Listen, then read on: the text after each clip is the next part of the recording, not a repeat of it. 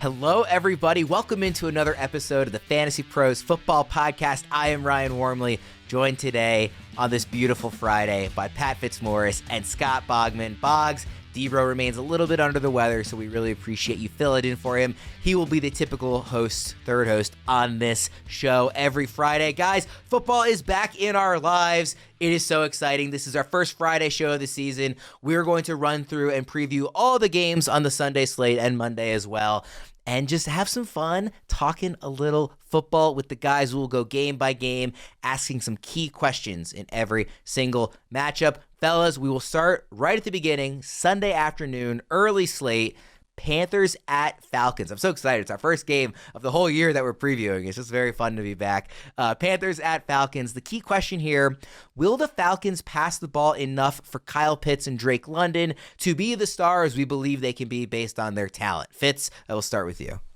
Yes, and I think our definition of enough can be lowered a little bit for the Falcons because they are splitting the target pie so few ways here. It is Drake London and Kyle Pitts and Bijan Robinson and Mac Hollins. No, I mean, it's pretty much those three guys. So, like London had almost a 30% target share as a 21-year-old rookie. Like I think he's going to get enough balls, and I think Pitts can too. So, yes, the Falcons are going to be run heavy, but with just those two guys getting the bulk of the downfield targets, I think they're going to be enough targets for both. Yeah, there was that, some beat reporter, I think it was with The Athletic, had said something recently, it came out this week, about like that Pitts might be fourth on the team in targets. And I was like, behind whom? Like, if it's not one of those three, any play calling is malpractice if it goes through anybody else. Boggs, what do you think here? I mean, I agree with you guys. I think that probably not enough passes to go around for both guys to dominate in yards, but I think London will get the yards, like Fitz said, the high target share percentage. Pitts is probably going to have to lean on the touchdowns to become, a big superstar this year. So that's, I mean, this team's going to run more than anyone. That's why they went out and got Bijan. I think you're right, Worm. It would be crazy to see Pitts not be at least third in targets on this team. He's going to be second, I think. But enough to go around for guys that talented, but probably, like Fitz said, not enough to go around for Snack Hollins or anybody else on that team.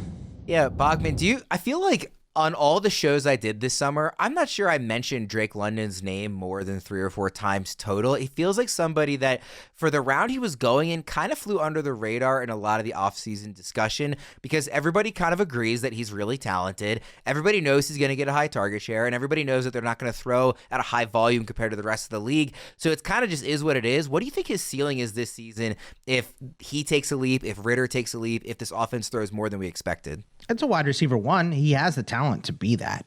It's just this offense is not conducive to making a wide receiver one. So I don't know that he'll get there. There's another big target guy in the end zone in Kyle Pitts, and obviously they're going to use Bijan a lot by the goal line as well. So it's a tougher road to hoe than a lot of other wide receivers, but he can definitely get there if given the opportunity.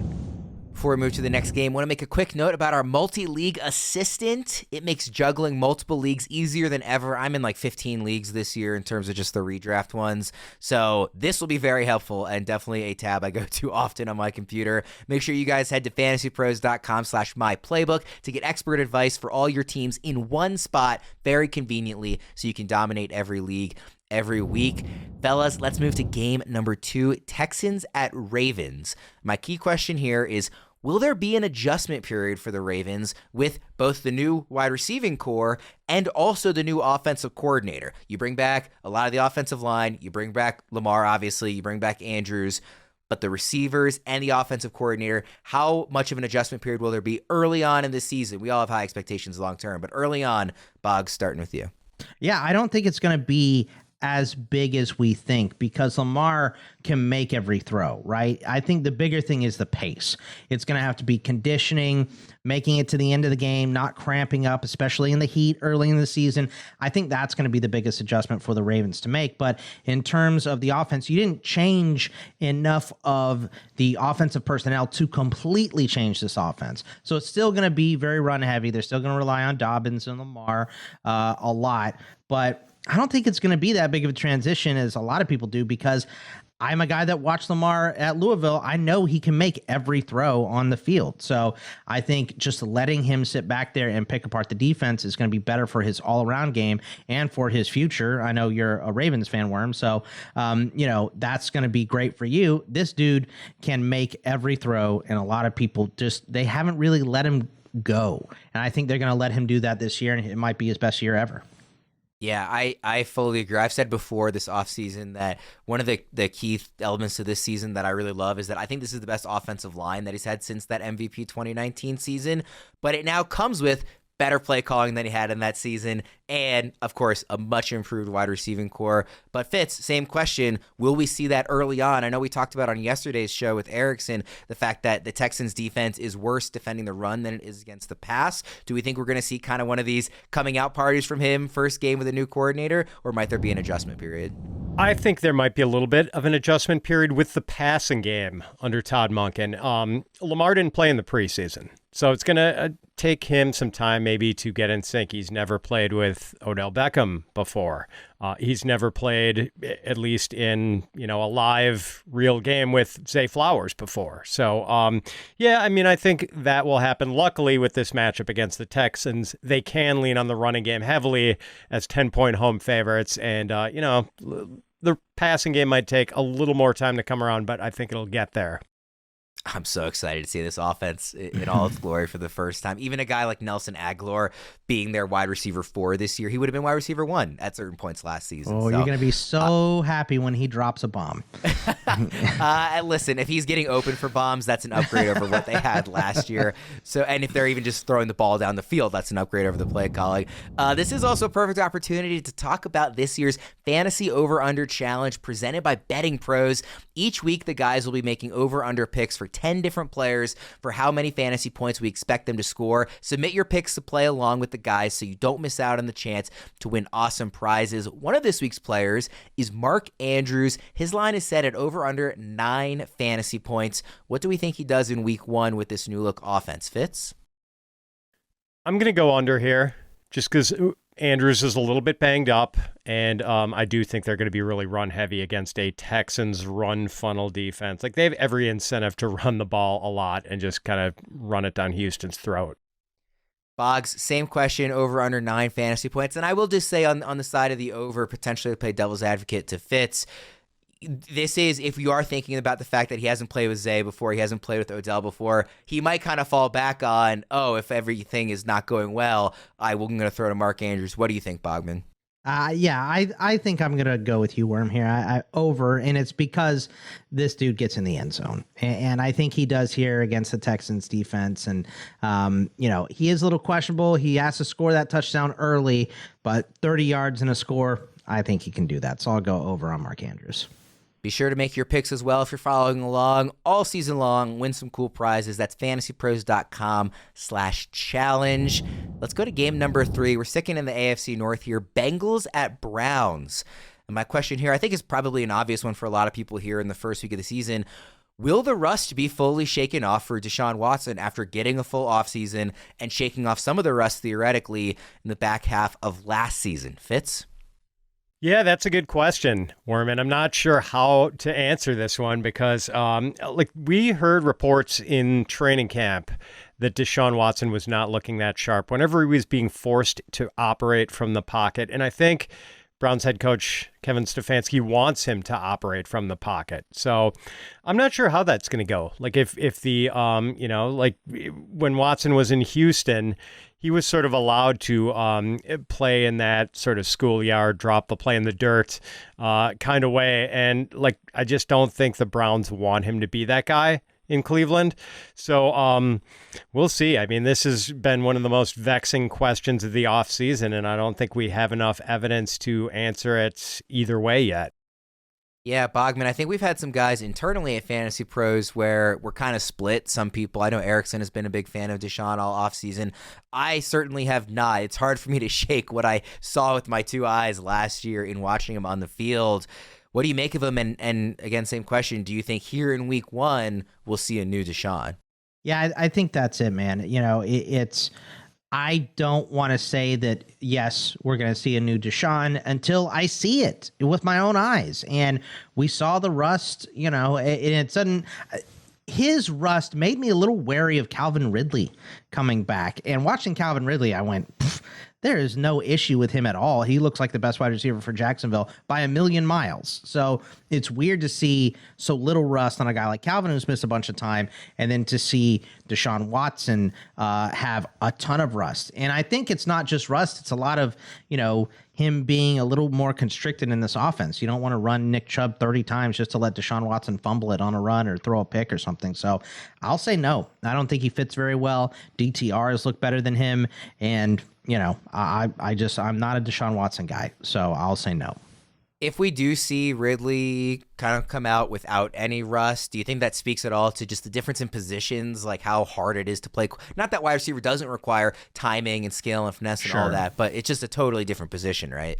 It's way less responsibility. It's way more athleticism. And obviously, Calvin Ridley's not going through the stuff off the field that Deshaun was going through. So there's too many differences to relate them, which is I should not have done that to start the season. But you know, I don't know that it's definitely just positional and situational there. We're going to talk about the Jaguars game next, but first, you guys know how much I love going to see sports in person, and now that the NFL is finally back in our lives, I'm excited to finally check out Mile High Stadium right here in Denver, or maybe I'll even catch the defending NBA champion Nuggets this winter too. Whichever sport I choose, the best way to get tickets to any of these games is on Game Time, the official ticketing partner of Fantasy Pros Fantasy Football. For last-minute amazing deals on tickets to see your favorite football team this September, download Game Time, and as you've heard us say before, it's not just football. Game Time has tickets to baseball games, concerts, and comedy shows across the country, so download the Game Time app and redeem code FANTASYPROS for $20 off your first purchase. Terms apply. Again, download the Game Time app and enter code FANTASYPROS, all one word, for $20 off no matter where you live. Get out and have some fun this week. Download Game Time today. Last-minute tickets, lowest price, guaranteed. I mentioned we were going to move to this Jags game. It's Jaguars at the Colts. And my question is about Jacksonville. Are they ready to take the leap this season, Fitz?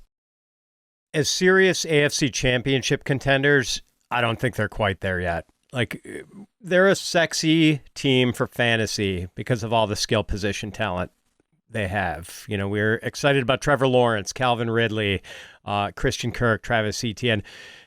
I don't know if their offensive line is good enough. I don't know if their defense is good enough. Maybe as far as the offense being that good and making the big leap, they could do that if the blocking up front is good enough.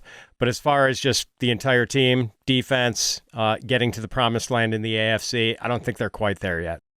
Yeah, Fitz, we do an internal league here where it's a whole team league where it's a salary cap style draft and you just get every player from that team. I actually came away with the Jags and they were only like the 10th or 11th most expensive team in that draft. I felt like that was a real steal because I think we could be sitting here at the end of the season looking at this team. I'm not saying that these guys are all projected for this points, but there's a non-zero chance that it's a top 5 quarterback, it's a wide receiver 1 in fantasy, I'm talking about an RB1 in fantasy, and a top 10 tight end. Again, we're not necessarily projecting all that to happen for sure for all those guys, but it's in the world of possibility. So I think that they're kind of underrated overall as a fantasy grouping, at least they were in that draft. Bogman, what do you think? Yeah, I mean, I think specifically with the defense maybe playing catch up here and not being as good as, we initially thought. Trayvon Walker he needs to take a big leap this year. But if the defense is bad and the offense is good, it's great for fantasy because now we're playing point for point every week or most weeks at least. And that's what we want out of our fantasy guys. And I'm a little worried about Christian Kirk. I'll say that just because him and Zay Jones have been switching off in certain sets and things like that. So you might get a smaller snap percentage than he had last year. But Evan Ingram is still up there. Etienne is still better than Tank Bigsby, I feel like. And Calvin, we talked about him. He looks so good to start the year. So, yeah, a lot of excitement around the Jags. They're going to be very good this year. Do you have, of kind of their main guys, a guy that you are most excited about relative to their position? It's got to be Lawrence. I mean, out of everybody, it has to be Lawrence because all the moves benefited him. The moves for other places, maybe Calvin Ridley's great, but it hurt Kirk, it hurt Zay Jones, it hurts Evan Ingram. With Etienne, it hurts bringing Bigsby in. So everything benefiting Trevor Lawrence, it has to be him as the biggest upgrade here. We're going to sprinkle in a couple of listener questions during the show as well. This one comes from Miggy Vuitton, who asks, do I start Pittman over Kirk this week? I would personally say no, but I want to hear what you guys say. Fitz, what do you think? Pittman over Kirk? I would also say no, and I just don't want anything to do with the Indianapolis passing game this first week. I mean, Anthony Richardson, it's not going to be pretty. And even though I like Anthony Richardson a lot and think he can develop into an above-average NFL passer, it's going to take time. I mean, this was a guy who completed under 55% of his throws at the University of Florida last year, and that was his first full season as a college starter. So basically a one-year college starter trying to come in and process NFL defenses, it's not going to be pretty. So no, I don't want to roll with Pittman in Richardson's NFL debut. Totally agree. What do you think, Bogman? I'm going to split us. I want Pittman, the big man, getting in the end zone. Look, I know it's tough, but let's not forget Anthony Richardson had a lot of drops at Florida, too. He can drop it in the bucket when he's on. If he's on to start, he's going to look good. If he's not, he's going to look bad. Such is the life as an NFL rookie. I'm worried about Kirk in a snap percentage, so I know Pittman's going to be on the field every single play, especially down in the red zone, should they get there in their first game. But I like Pittman to get in the end zone once. By the way, I just love listening to you guys talk about anybody from their college days. For those who don't know, Fitz and Bogman are the hosts of our Fantasy Pros Dynasty Football show. So make sure in the fantasy offseason you are listening to them every week to dominate the long-term game there as well. Let's go to game number 5. That's Buccaneers at Vikings. Boggs, I'll start with you here. How will new RB1 in Minnesota, Alexander Mattison, look against a historically stout run defense? Yeah, it's a tough run defense, but this is going to be, Minnesota passed more than anyone except Tampa Bay last year because they had Tom Brady, and, I would say 100 of those passes for Tom Brady were short runs, basically dump offs to the running back, of course. But Minnesota ditched Dalvin Cook, and now they're going with Alexander Mattison. I think they're going to pass the ball even more after drafting Jordan Addison as well. So this is a team that is going to pass to set up the run. They're going to throw a lot to Justin Jefferson early, TJ Hawkinson, get that defense to take a couple steps back, and then give the ball to Alexander Mattison to give him a little more space to work in. I think he's going to look great. He's looked pretty solid in the starts that he's had, filling in for Dalvin Cook in the past. He's a very good running back. He can carry a full workload like he did at Boise State. I'm excited to see what he does this year. Fitz, what do you think here? I'm cautiously optimistic. I mean, we have seen Madison make 6 previous starts for the Vikings, and he averaged 115 scrimmage yards in those starts and had 5 touchdowns. So, but as has been pointed out to me by Andrew Erickson, half of those starts were against the Detroit Lions. And this Buccaneers defense, a little tougher than the Lions defense has been in recent years. You got Vita Vea up front, one of the better run stuffers in the league. So as we have just been talking about, though, he's got multiple outs. Even if he's bottled up in the running game, Madison can catch passes. He's a jack of all trades. Good enough in every area. But we've seen Kevin O'Connell express confidence in Madison. Like all reports say, O'Connell and his staff are content to roll with Madison as the lead back. So cautiously optimistic. Not supremely confident, but cautiously optimistic. And cautiously optimistic for Fitz means RB19, which is what he has him in our half PPR rankings right now for week one. I want to make a note, Debro, who will typically be writing the primer when he's at full health. I just want to let everybody know about my primer, which allows you to get a personalized view of the primer, which is tailor-made for your specific fantasy team. You can find this if you go to fantasypros.com/myplaybook, and it breaks down an absolute beast of an article that the primer is, with more info than you could ever need. And then it puts it into just the terms that you can use for your own fantasy team. It's a really nice tool. It makes it really convenient for you. You can quickly sync your team for our in-depth advice on your players. Again, that's fantasypros.com/myplaybook. Let's go to game number 6 here, Titans at Saints. And Fitz, this is another one that we kind of talked about yesterday too with Erickson. Is Jamal Williams in RB1 as long as Alvin Kamara is out? And I will tell you right now in the expert consensus rankings, he's like RB25. Not even an RB2, let alone an RB1. I think as long as Kendre Miller is banged up and Alvin Kamara is on suspension, I am starting Jamal Williams no matter what, even if I drafted him later and have running backs that I drafted ahead of him on my roster. I think he's a no-doubt RB1. What say you, Fitz? This is the dilemma of volume versus matchup. And the volume is looking great for Jamal Williams because there's no Kamara. Don't know if there's going to be Kendre Miller, who's iffy, I think, because of a knee injury. So, yeah, it's going to be an all-you-can-eat smorgasbord of carries for Jamal Williams. But against one of the toughest run defenses in the league. And the Titans are kind of a pass funnel defense. Like, they're great against the run, not so good versus the pass. So maybe the Saints come out throwing and we only see Jamal get 12, 13 carries if the Saints choose to attack through the air. But you would think with that sort of volume, like, he's going to have a good day, but I'm not quite ready to go into RB1 territory with this matchup. Like, Jamal, he doesn't catch passes too. So unlike Alexander Mattison, he doesn't have that extra out when he runs into a tough run defense. So I'm a little cautious here. I've got him ranked as more of a lower end running back 2, maybe even high end running back 3. So I'm a little scared of the matchup. What do you think, Bogman? I mean, you've been talking a lot in this episode about guys who are going to get in the end zone. I mean, if anybody's going to have a good chance, I think it's Jamal Williams. Yeah, volume is king in fantasy, and Jamal is going to have it for the next 3 weeks. 2 tough matchups, one easy one, depending on how the defenses play from year to year. But the Saints look like a tough, Titans look like a tough matchup. Next week against the Panthers looks like a nice matchup. But then the Packers, that's his 3 games without Kamara. And like you said, Kendre Miller's banged up. Do we know who the last guy is? Because it's such a weird thing to me who the third guy on the depth chart is right now. Do you know who it is, Fitz? Oh, man. Top of my head, I do not. Kirk Merritt, who played wide receiver at Arkansas State, is now the third running back for the Saints behind Kendre Miller and Jamal Williams, which is just so weird, which means to me, Jamal is going to get everything he can handle for the next 3 weeks. It's going to be a lot of volume. The third running back is Taysom Hill. Yeah, that's probably right. But on the depth chart, it's Kirk Merritt, who's probably just going to return kicks and punts or something. But yeah, it's a good situation for Jamal. I'll roll with volume.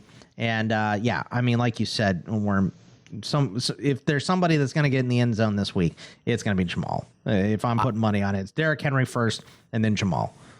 I'm not entirely sure I've ever heard Kirk Merritt's name before in my life. So that speaks to the depth in that backfield as long as Kamara's out and with Miller, potentially banged up as well. Let's go to game number 7. That's 49ers at Steelers. And I want to ask, and I'll start with you, Bogman, as a Steelers fan, how will last year's surprise darling Brock Purdy look against an elite defense? Like garbage, of course. You got TJ Watt and Alex Highsmith and Cam Hayward, who is going to play. He was a little bit questionable earlier this week, but he's good to go now. Micah Fitzpatrick, the secondary looks better. The linebackers have more speed. It's going to be a tough matchup on both sides for both of these quarterbacks. Pickett, looked great. All scripted drives, scored a touchdown on all 5 of them, but going to be a dose of reality with Nick Bosa back. And the same thing for Brock Purdy. Fitz has mentioned a lot on the Dynasty Pod about how Brock Purdy had some pretty easy matchups, and he torched some easy defenses in his short stint at the end of the year last year. This is a real test to start, and he's got weapons. He could look good, but I think, with rust and all that stuff coming out week one, facing one of the toughest defenses in the NFL, it's going to be a tough hill to climb here for Purdy. Not just easy matchups last year, but I believe he only had 2 road starts in that stretch at the end of the year. Almost all those games came at home too. So this is a tough environment. Week 1 at Pittsburgh is not going to be easy. Fitz, what are you expecting here? Well, first of all, Bogman, I'm disappointed that when you rattle off some of those individual Pittsburgh defenders, you neglected to mention either Nick Herbig or Keanu Benton, the rookies from Wisconsin. But I'll forgive you for that. But then just to provide some detail on what Bogman was mentioning about, the easiness of the defenses that Purdy was facing last year. So in Purdy's in his 5 regular season starts, plus the game where he came in really early against Miami after Jimmy Garoppolo got hurt, plus his first playoff game against Seattle, so that's 7 games total, he did not face a defense that ranked better than 13th in DVOA against the pass. So, and he had multiple touchdown passes, 2 TD passes, I think, in all of those games. Then he faces Dallas in the playoffs. Good pass defense, throws for 214 yards and 0 touchdowns. So I definitely don't expect him to dice up a good defense on the road in Pittsburgh. I think he's going to struggle. I have him ranked as like a low-end quarterback 2 this week. I think that's a really good note on the touchdowns too. Like the yardage was not there, even with as well as he played against, relatively weak defenses. It was a lot of the touchdowns needed to come, and this is an offense where those can come in other places other than through the air from a multitude of different guys. So I'm kind of with you there. Let's go to game number 8 here. It's the last one in the early slate, I believe, and it's Cardinals at Commanders. Obviously, Cardinals, one of the worst teams in football this year, or at least we all expect, and I'm sure we will all be right on that. I want to ask about one of the most popular breakout candidates, really, of all draft season. A lot of helium with Jahan Dotson throughout August. Can he put up wide receiver 1 numbers with Terry McLaurin banged up, Bogman? I think he can, yeah, and especially against a terrible Cardinals defense. I mean, I'll give them a little credit. They look better than I expected in the preseason, so I'll say that. But they don't have a lot of depth, especially on the defensive line. They're going to get not a lot of pressure, and if you don't put pressure on Howell, he is going to dice you up with some good wideouts, specifically Jahan Dotson. So I love Eric Bieniemy coming in and running this offense now. We should see a lot of new wrinkles and not the same plain Jane Greg Roman type of 3 yards and a cloud of dust crap. So I'm excited to see what Washington has on offense, specifically Dotson. Fitz, what do you think about Dotson with McLaurin banged up, especially here in week 1? I'm excited. As Bogman said, it's a really nice matchup. The Cardinals don't have much of a pass rush. They're really thin at cornerback. And Dotson, 7 touchdowns in 12 games last year and 5 top 20 fantasy scorer games at wide receiver. So, I'm optimistic. Like, we are expecting a breakout season, and what better way to launch a breakout season than by playing the Arizona Cardinals at home? What do you think the season is for Dotson, or the ceiling is for Dotson throughout the season, ignoring the fact that we don't really know how long Terry McLaurin might be dealing with the toe issue? Do you think there's like high-end wide receiver 2 upside here? Do you think there's maybe even low-end wide receiver 1 upside for the entire year? Or are we just especially excited given the defense is going up against Fitz? Yeah, let's say upper end wide receiver 2, top 20 season. I don't know if he gets into the top 10 or top 12, but top 20 is realistic, I think. That sounds about right to me. Guys, as much as I love the actual fantasy football season, I'm not sure there's anything that tops fantasy football draft night, and there's nothing, I mean nothing in the world more fun than live drafting with your friends. The best way to kick it up a notch at your live drafts is with a case of Miller Lite. I had a few live drafts this August, and every single time, the hero of the night was the one who brought the Miller Lite, the 96-calorie beer that tastes like beer and is perfectly brewed for everything summer and fall have to offer. And now that the season is here, and and the drafts are behind us, the good times can still continue every game day. You can bet when I'm kicking back on Sunday night after a long day of tweeting about fantasy football, it will be a Miller Lite in my hand as I unwind with Sunday Night Football. So with the Miller Lite in your hand, summer doesn't just taste great, it tastes like Miller time. To get Miller Lite delivered right to your door, visit MillerLite.com/FantasyPros. That's MillerLite.com/FantasyPros, or you can find it pretty much anywhere that sells beer. Celebrate responsibly. Miller Brewing Company, Milwaukee, Wisconsin. 96 calories and 3.2 carbs per 12 ounces. Fellas, we are moving to the Sunday late afternoon slate here, game number 9, and it's Packers at Bears. And I want to ask, will the Justin Fields, DJ Moore pairing pay off right away here in week 1? Fitz, what do you think? I think it depends on how the Packers decide to play it defensively. Because if they man up with the Bears and have Jair Alexander cover DJ Moore and shadow him for much of the day, then I think it's going to be a long day for DJ Moore. Jair is one of the best pure cover guys in the league. But if the Packers go zone heavy, which I think they might, because that allows you to keep the quarterback in front of you. You don't turn your back on him and, maybe risk letting Justin Fields run wild. Then I think Moore is going to have a chance at a good day because Matt Harmon of Yahoo has pointed out that DJ Moore had a 10% higher success rate against zone than he did against man last year. Like, Moore is just a good zone receiver and, not locked up in Jair's coverage all day. That does give him a chance to make plays. Bogman, what do you think? I think so. Yeah, I think DJ Moore is going to have a pretty good day. Send him across the middle, make that whole offense shift and move and everything. This is just such a good weapon for Chicago to get. It's why they traded for him, traded the number 1 overall pick in part of this package to go get DJ Moore. I think he's going to carve up the Packers probably from day 1. Do you think we'll see an impact, Boggs, on Justin Fields? Sort of like, again, we talked about a lot this summer about like this is the poor man's version of Jalen Hurts getting to add A.J. Brown to that offense. Do you think we'll see the benefit for Fields right away? I think we should, absolutely. And not even just that, but improvements on the line and, just another year of experience, because just from like week 7 on last year, Justin Fields looked like a different player. So imagine what a full offseason is going to do for him. We could see a nice big step from Justin Fields this year. Fields is actually another player in the Betting Pros over-under challenge this week. His line is set at exactly 20 fantasy points. So in his first game with the brand new wide receiver and the improved offensive line, Bogman, do we think Fields goes over or under 20 fantasy points? With a guy with his legs and his ability, I think you have to take the over most weeks. So I'll go over on Fields. Yeah, he could get most of that 20 points with one long touchdown, right? Yeah. Fitz, what do you think? Yeah, I have to say over too. Especially he rolled his eyes while he did it. I saw him do it. Hey, I'm a Packers fan, but yeah, I don't think they're going to shut down Fields on Sunday. Let's go to game number 10 here. That's Raiders at Broncos. Key question, can Sean Payton turn around Russell Wilson / this whole offense immediately, or will it take some time? Will we see it in week 1, Bogman? I hope so. I would say it might take a little bit of time. I think more than Russell Wilson, it's about that offensive line gelling. This is an offense that would probably look a lot better under Arthur Smith, who would run the ball 55 times a game. I think this line is built more to run the ball. So it's the same issues that Russell was having in Seattle, he's having in Denver right now. So I think it'll take a little bit, but we should see at least incremental improvements to start the season. Fitz, what do you think?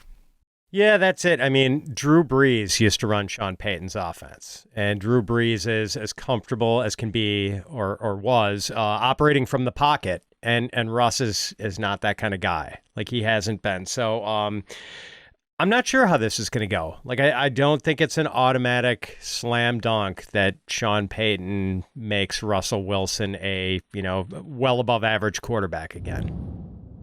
I think that's fair. We also have a listener question here. Sean K asks, who is the better running back to start in Denver week 1? Samaje Perine or Javonte Williams? Obviously, if the injury wasn't a concern, it would easily be Javonte. But we still don't really know, even though every report has been way more optimistic than a lot of us thought as we sat there last fall and watched the injury news come out. So Bogman, Samaje or Javonte in week 1?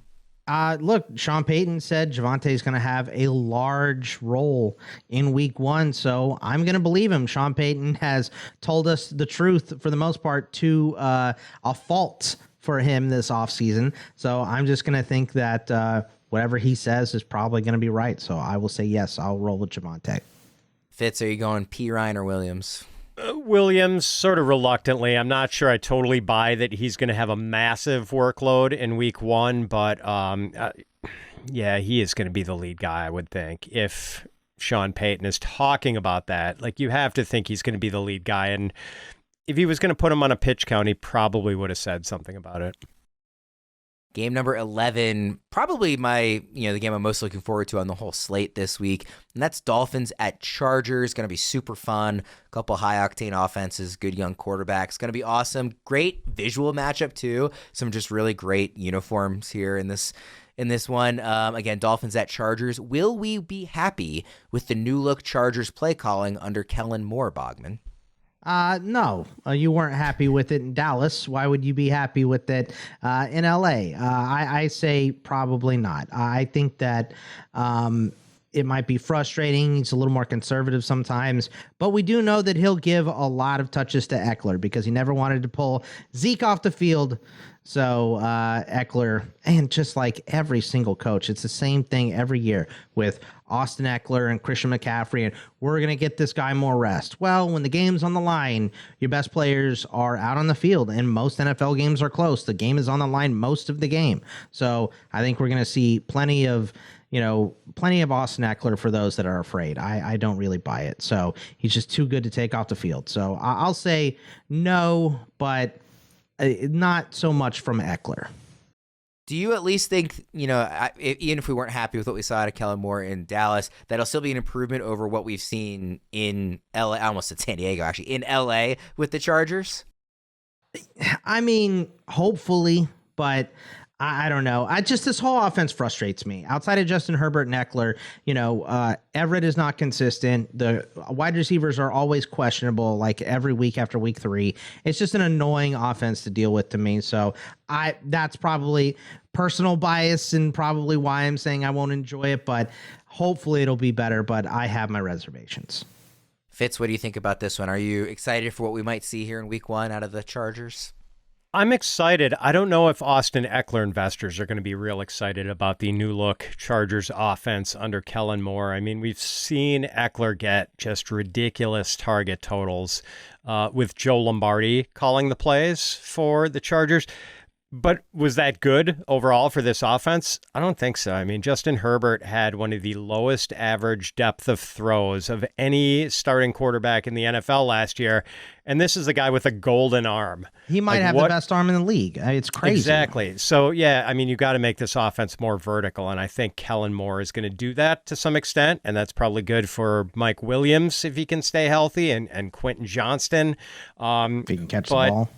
Yeah, if he can catch the ball, exactly. But if you're an Eckler investor, maybe not, because you're not going to get 127 targets this year. But for everyone else, I think it's a good thing.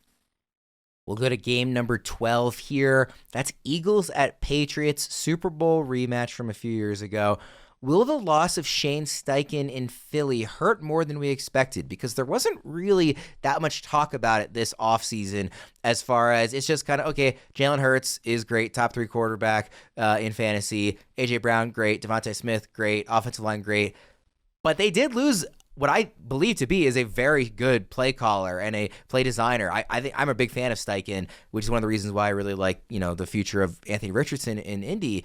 But will it hurt Hurts and this Eagles offense more than we've kind of given it credit for, Fitz? I don't want to downplay the importance of good coaching, but Jalen Hurts, A.J. Brown, Devonta Smith, the best offensive line in the league, a good mix and match running back group. I think the Eagles offense is going to be just fine.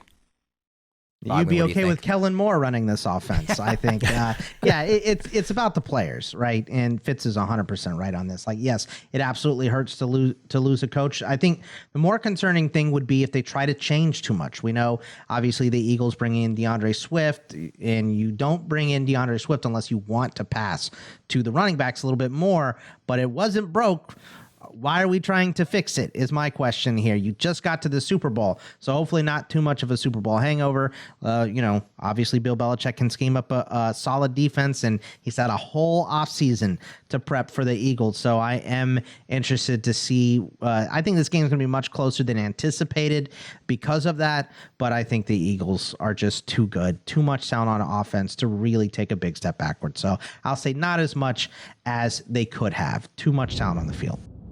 Somebody that we have no question marks about in the Eagles offense is A.J. Brown. And if you want a chance to win a signed A.J. Brown Eagles jersey, courtesy of bettingpros.com, your place to start betting smarter and not harder, you need to subscribe to the Fantasy Pros YouTube channel right now. Comment below on this video, and that's it. We will be announcing a winner right here on the channel, so make sure to turn on those notifications so you can be alerted when new episodes are up and to claim your prize. Also, I just want to mention, since a lot of these questions are about kind of like overarching like coaching, what do we expect, a new look offense, that's really specific to week one. We'll definitely get into more specific matchup stuff as the season goes on week to week, but there's just so many questions about offenses and players that we haven't seen in these situations before. So we kind of really wanted to highlight that since we still haven't really seen any games take place yet heading into week one. Let's go to game 13. That's the last on the late afternoon Sunday slate. That's Rams at Seahawks.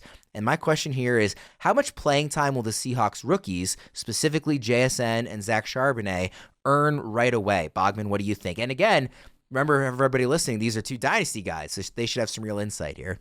Yeah, I think a lot. The Tony Romo's favorite word, a meritocracy, is what Pete Carroll runs in Seattle. If you are good in practice, you are going to play a lot. So I would say for week one, probably more Zach Charbonnet than JSN. JSN is still recovering from the wrist injury and stuff, so maybe he gets a limited pitch count or whatever it is.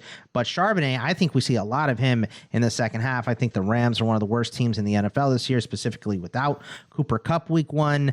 Aaron Donald, okay, Wormeli, name me another guy on defense for the Rams. I'm not sure I could. Yeah, see, so that's what it is. It's Ernest Jones is okay at linebacker, his first year as a full-time starter behind Bobby Wagner last year, and nobody else. Like, it is a mess on defense for the Rams right now. They're going to have to spend a lot of draft picks fixing it, and the offense is going to suffer too because it's going to be long drives from opponents this year against the Rams, and I think we're going to see a lot of Zach Charbonnet in the second half here. So I think a lot for those guys because they've earned it. I think I might have had a better chance at pulling Kirk Merritt than I would have another defender on the Rams beyond Aaron Donald. Fitz, what do you think about these Seattle rookies? So, yeah, I don't know if JSN is going to get a lot of snaps this week because of the wrist thing, but I do think Smith and Jigba is going to get a lot of run early in the season just because he is so far and away better than the fourth receiver for the Seahawks, whether that's D. Eskridge or Derek Young. I'm not quite sure who that is. So we're going to see him in three receiver sets for sure. I'm not quite as confident about Charbonnet getting a lot of work early in the season just because it is a meritocracy and, Charbonnet hasn't really earned it in a game yet. Like, if he makes the most out of his probably limited snaps in the first couple of games of the season, then yeah, he's going to get more and more. Pete Carroll maybe, turn this into something closer to a 50-50 backfield. But I think until that happens, it might be little doses early in the season. Let's go to game 14, which is Sunday Night Football, Cowboys at Giants. My key question here is, will we ever stop getting NFC East teams on Sunday Night Football week one every single year? I'll answer my own question. Unfortunately, no. The biggest markets. I will go. You don't need a market. It's week one. Everybody's watching anyway. Doesn't matter. They're going to do it. They're going to keep doing it. My actual question is, was CeeDee Lamb overlooked this draft season, and is he about to take another leap? Because he's a guy that went in the second round of pretty much every draft everybody was in, who has a good quarterback, who is a super talented guy, has a pedigree, has been good in the NFL. And I feel like there wasn't a lot of conversation as much as there was about some of the other second-round picks that people saw as having more upside. So is CeeDee Lamb a little overlooked? Will this be kind of another step forward for him this year, starting in week one, Bogman? No, I don't think he was overlooked. I think I think people not talking about him just shows how reliable he is. We know what we're getting out of CeeDee Lamb. So could he take a bigger step forward? Sure. He could go into that wide receiver 1 category where, we're taking Tyreek Hill and Cooper Kupp and all those before the injury and all those guys. I don't know that he's going to step into the Jefferson Chase category, but he can be right in the mix with those other wide receivers in the first round after this year. It would be no surprise, but that's not a giant step up. He's so reliable. We know what we're getting from him. So I think that's kind of why there wasn't a lot of discussion, is because we know what to expect from CeeDee Lamb. Fitz, you've got Lamb wide receiver 5 in your week 1 rankings, so I assume you are high on him this week like most people. Definitely. And it's not that he was necessarily overlooked in draft season, but I do think he is being regarded as sort of a finished product. We don't know if he's a finished product. He's only 24 years old. I mean, the breakout happened last season, but who's to say the elevator isn't still going up? So, yeah, I'm pretty excited, and that's why I've got him ranked ahead of guys like, or had him ranked ahead of guys like Stephon Diggs, A.J. Brown, in my draft rankings. Like, I think he could still be better than he was last season. Yeah, only 9 touchdowns last season. I think that's a number that could go up by a handful as well and really kind of elevate him in the fantasy scoring. Let's go to Monday Night Football, wrap things up here. We don't get the doubleheader to start off the season. We get that in week 2 this year for Monday Night Football. I'm not sure why they did that, but we do get Bills at Jets for game number 15 of the week. Key question: with all the offseason's Garrett Wilson hype, will it be proven right in week 1? Fitz? Tentative no on that. I do think Wilson's stakeholders will be happy with his target share in week 1, but it's a tough matchup. I mean, the Bills are good against the pass, so I don't think he goes off against the Bills, but, I think Rodgers will look to him quite often. Bogman, what do you think? I'm going to disagree. I think he looks good from the jump. It is a tough matchup against Buffalo. Buffalo has a very good defense, but I don't know. There's something about this that is, for week 1, I just have a very good gut feeling about Garrett Wilson and Aaron Rodgers. And, we've seen this work. It worked for Tampa Bay when you drop in Tom Brady and they win a Super Bowl. It worked for the Rams. You drop in Matt Stafford, you win a Super Bowl. That's what the Jets are going for. So I think it's going to be a big week 1 from them, and I think it would be smart for them to, if they get out to a lead, to never take the foot off the gas, to dominate. And I think that's what they're going to want to do week 1 to kind of show this division we're the team to go through, not Buffalo. Guys, we got through week 1 of the preview section at least. I'm just so excited. I mean, we are so ready to sit down and watch Red Zone for 7 straight commercial-free hours. Yes. I know that's not the line. And just enjoy it and just football back in our lives. There's a big smile on our faces for the next few days leading up to that Sunday afternoon kickoff. It's just going to be super awesome. So thank you for filling in again, Bogman. Thank you both for joining. For Bogman and Fitz, I am Ryan Wormeli. We will be back all season long. For those guys, I'm Ryan. We'll see you.